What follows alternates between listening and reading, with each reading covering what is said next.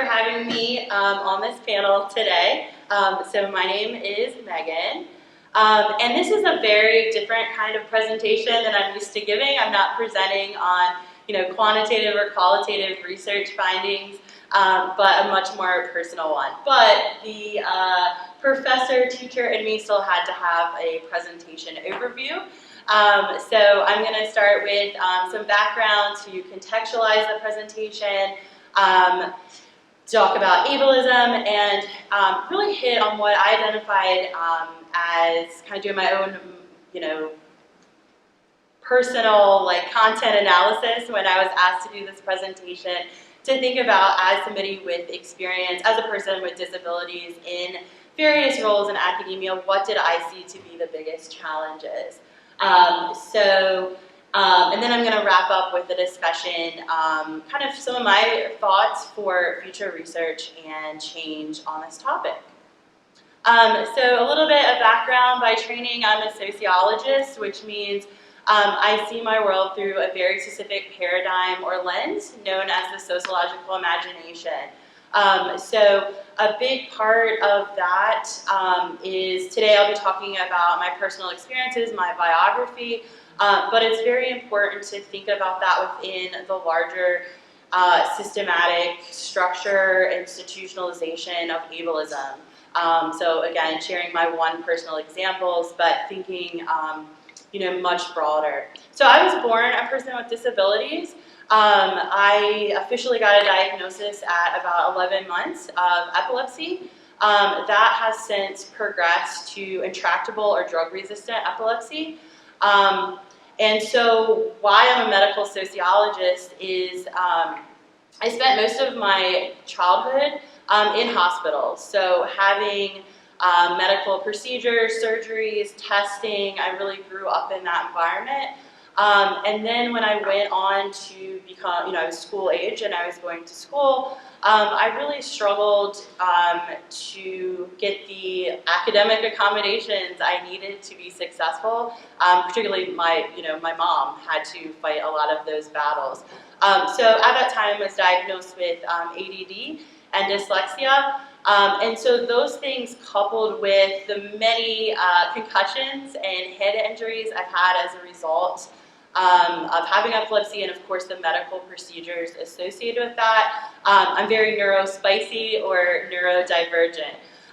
So those are what would largely fall into the category of what I call an invisible disability or a non-apparent disability.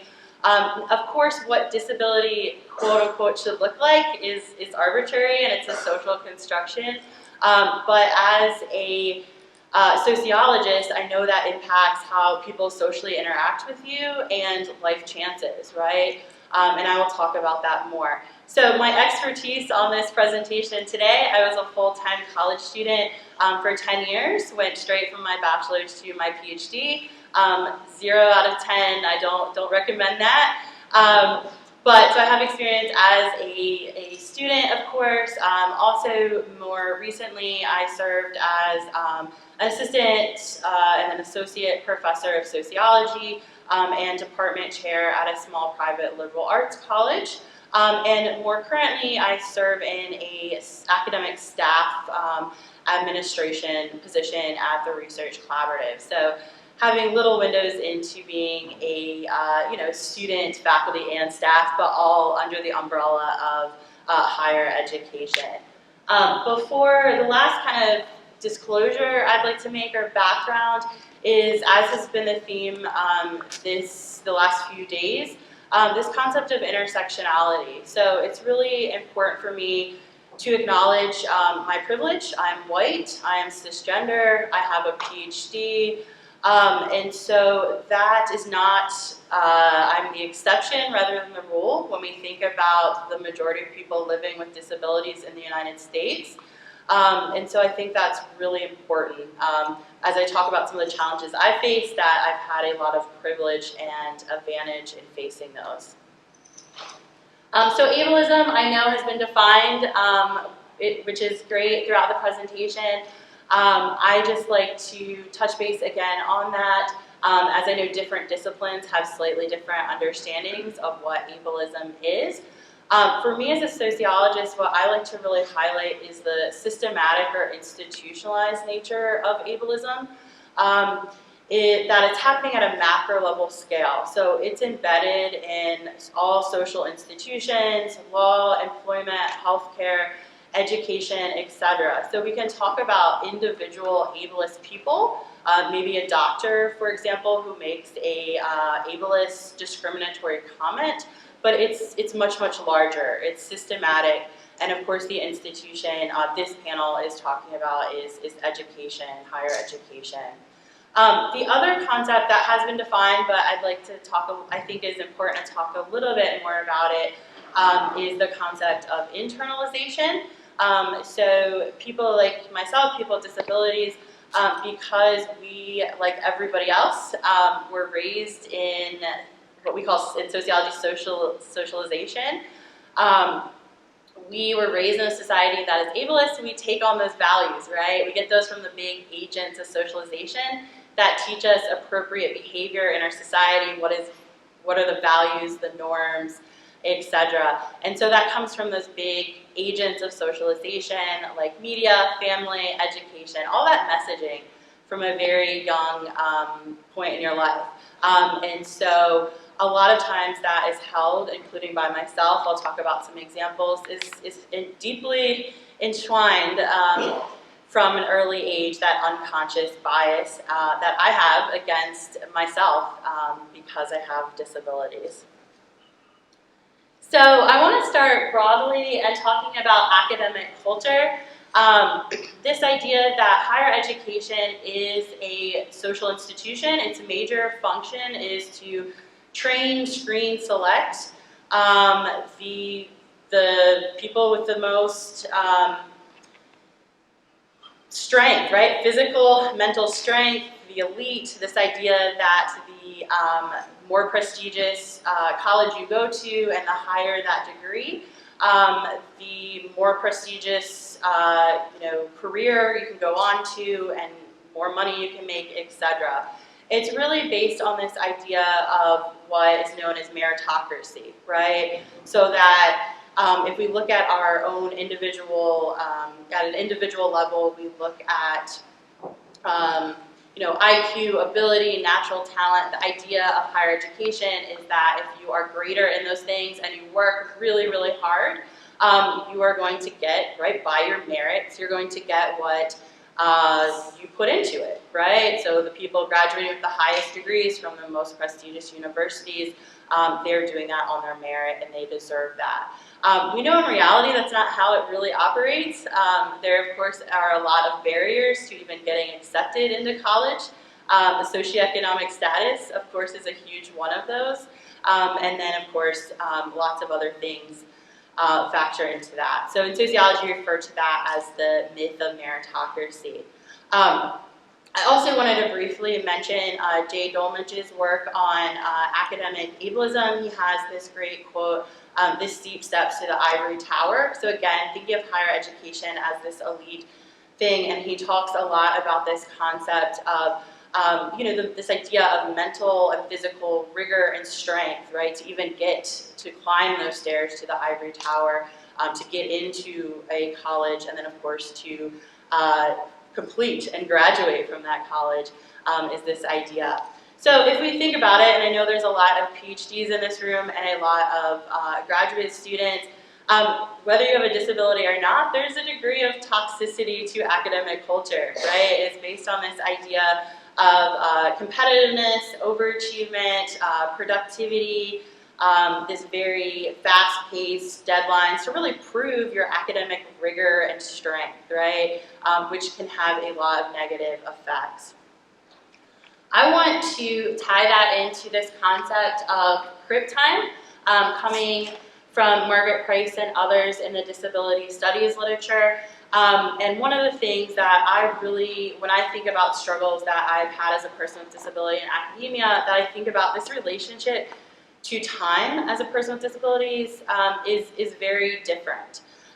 So in academia, this idea of this kind of quote-unquote normative time frame and deadlines But for me as a person with a disability, my relationship to time is more complex and it looks different. I may need extra time for some things. I may need a flexible schedule, and really the unpredictability of living with a disability or a chronic condition. You're not able to predict that or always fit in that normative time frame. And I'm going to talk about some more examples of that.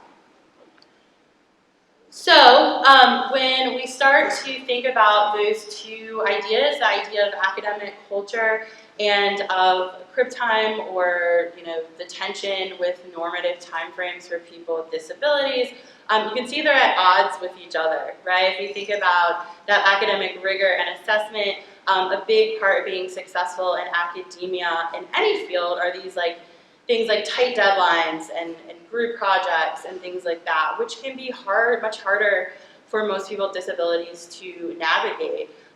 So, to share a personal example, I always, as a PhD student, had the hardest time with group projects or group presentations.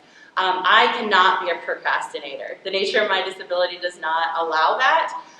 Because if we're practicing last minute for a presentation, or I need, tonight before a paper was due, I can't plan to do it then, because what if I have a seizure? It's very likely. And then, my brain isn't just not going to be in a functioning place to work on that.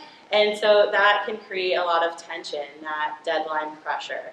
And so that could be a really hard thing for me as a person with disabilities to navigate as a student. So I need that routine and ability to plan in advance for things as an accommodation, essentially.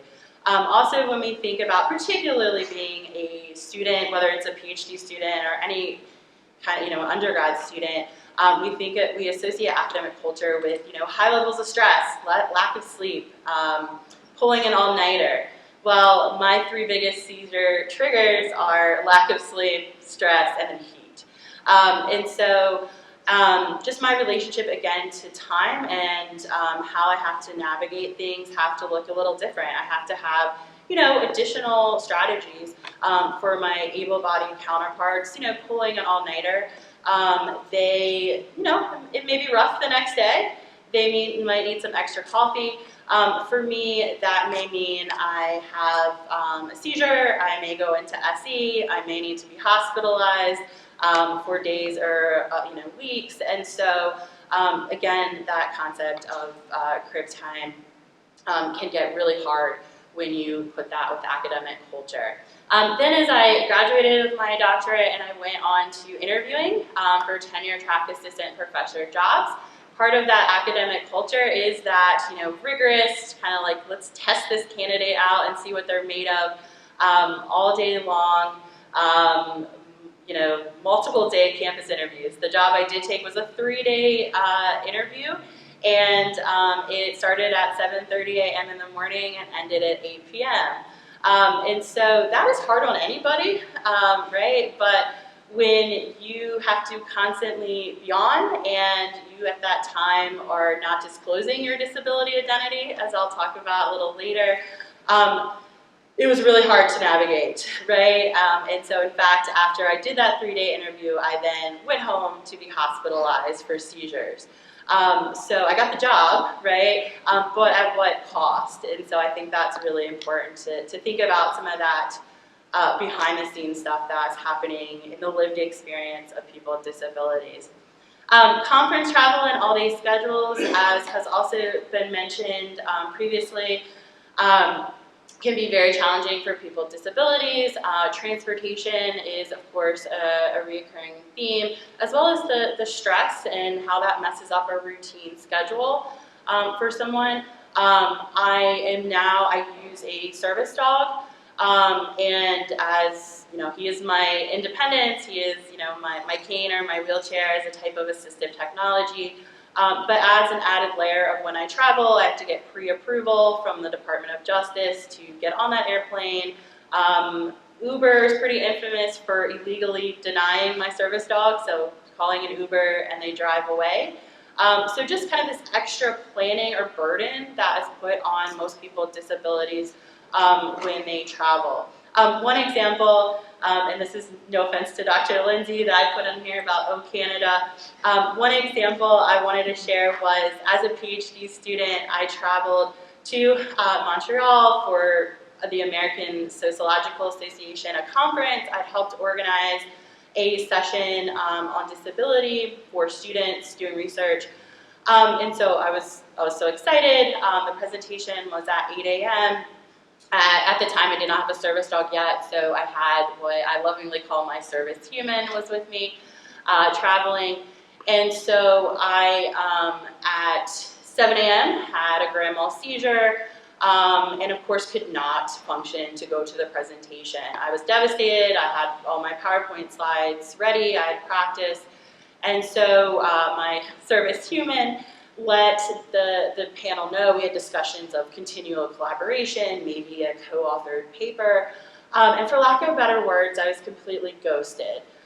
So when I followed up with them on emails and months later, just no response. They were all able-bodied people presenting on disability, which is great, but it was a great example and learning experience for me to realize that they had no concept of the lived experience of a person with disabilities, because instead of being empathetic with that last-minute cancellation that I hated to do and I let them down, they took it as I'm irresponsible, I'm not somebody they want to co-author with, and so that is something that has happened often, but that I thought is a really poignant example of that. The other quick things I wanted to mention here when we think about this is kind of that tenure track timeline. So I chose to go, and I was successful at getting tenure at a teaching college, which is much less rigorous, about one academic publication a year, than when we think about, being a professor at a research institution. But one of those years, I had brain surgery. I had my left temporal lobe removed. My tenure clock did not change.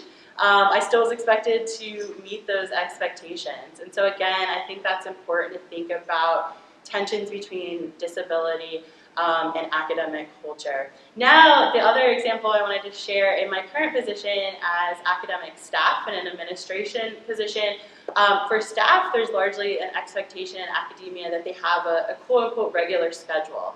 So like a 9 to 5, Monday through Friday.